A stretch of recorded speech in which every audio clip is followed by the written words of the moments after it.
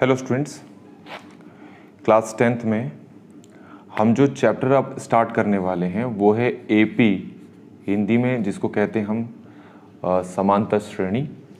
तो इस चैप्टर से जो बोर्ड में क्वेश्चंस पहले आ चुके हैं और बहुत ही इंपॉर्टेंट क्वेश्चंस हैं वो देखने वाले हैं। सबसे पहला मोस्ट इम्पॉर्टेंट क्वेश्चन आपके सामने है, इफ़, पहले इंग्लिश में पढ़ दे रहा हूँ, if 4/5, A2 are consecutive terms of an AP then find the value of A। Hindi में यही है, अगर 4/5 A2 किसी AP के 3 लगातार पद हैं तो A का मान निकालो। अब आप ये देखिए, ये 3 चीज़ें आपसे क्वेश्चन में कहा है कि ये जो 3 हैं किसी AP के लगातार आने वाले टर्म्स हैं, लगातार आने वाले पद हैं। तो आपको इसमें A की वैल्यू निकालनी है कि A की वैल्यू कितनी है।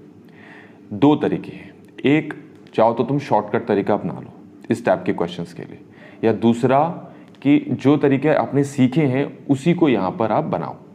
ठीक है, तो पहले मैं आपको शॉर्टकट बता देता हूँ। जब कभी किसी क्वेश्चन में ऐसे आ जाए कि दिए गए 3 पद, दिए गए 3 टर्म्स जो हैं वो AP फॉर्म कर रहे हैं, वो AP बना रहे हैं, तो ऐसे केस के लिए आप फॉर्मूला ये लगाओ, 2 मल्टीप्लाई सेकेंड टर्म बराबर फर्स्ट प्लस थर्ड। ये शॉर्ट है, मतलब डायरेक्ट है ये। अब इसमें फर्स्ट सेकंड थर्ड क्या है, देखो ये फर्स्ट है, ये सेकंड है, ये थर्ड है। तो जो जिस जगह पे है उसको रख लो। सेकंड की जगह आपको क्या रखना है, A, तो रख दिया A। फर्स्ट की जगह क्या रखना है, 4/5, तो रख दिया 4/5। थर्ड की जगह क्या रखना है आपने, 2, तो रख दिया हमने 2। इसको अभी ऐसे ही रहने दो 2A को। अब इसको आपको अगर एलसीएम लेना आता है तो आपको पता है एलसीएम कैसे लेते हैं। जिनको नहीं आता है उनके लिए शॉर्ट में बता देता हूँ। पहले 5 को 1 से मल्टीप्लाई कर लो, 5 आ गया। 1 को 4 से मल्टीप्लाई कर लो तो 4 आ गया। 5 को 2 से मल्टीप्लाई कर लो तो 10 आ गया। तो 2A इक्वल आ गया, इन दोनों को हम जोड़ लेते हैं यहाँ पर, तो ये आ गया हमारे पास 10, कितना आ गया ये 14, और नीचे कितना आ गया हमारे पास 5। अब ये देखें, ये दोनों कट जाएंगे, 2 और 14 कट जाएंगे, तो 2 1 ज़ा 2, 2 7 ज़ा 14, तो दोनों को काट दिया मैंने। तो A हमारे पास कितना आया बच्चों, ये आ गया हमारे पास 7/5। ये आपको समझ में आ गया होगा। अच्छा, अब हम समझते हैं कि हमने ये तरीका इस्तेमाल क्यों किया। तो बच्चों, जो तरीका आपने सीखा है हम उसी तरीके को लेके चलते हैं। ज़रा इसको देखो, आपको क्वेश्चन में ये दे रखा है कि 4/5 A और 2 जो है किसी AP के लगातार आने वाले पद हैं, ये किसी AP के लगातार आने वाले पद हैं, लगातार आने वाले टर्म हैं।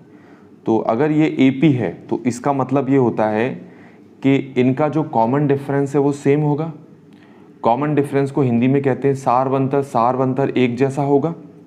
तो सारवंतर कैसे निकालते हैं, इसमें से इसको माइनस करो, कर दिया,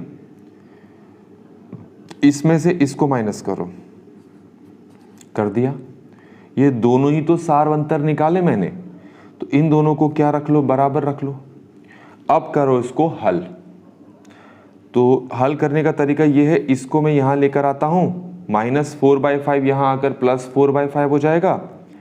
ये -A को यहाँ लेकर आता हूँ तो -A यहाँ आकर +A हो जाएगा। तो ये जो पहले से A बैठा हुआ है, -A जब यहाँ आया तो +A हो गया, इक्वल टू का इक्वल टू हो गया, 2 का 2 हो गया। -4/5 को वहाँ कर दो तो ये हो जाएगा +4/5। A + A होता है 2A, और यहाँ पर है 2 + 4/5। अब देखो सारी चीज़ वही बन रही है, तो अब इसको तो सॉल्व करोगे तो आंसर ये आना चाहिए। तो इस तरीके से बच्चों हमने इस क्वेश्चन को यहाँ पर कंप्लीटली सॉल्व कर लिया। बहुत ही इंपॉर्टेंट क्वेश्चन है। इस टाइप के क्वेश्चंस की आप कंटिन्यूसली प्रैक्टिस करते रहो। Thanks for watching.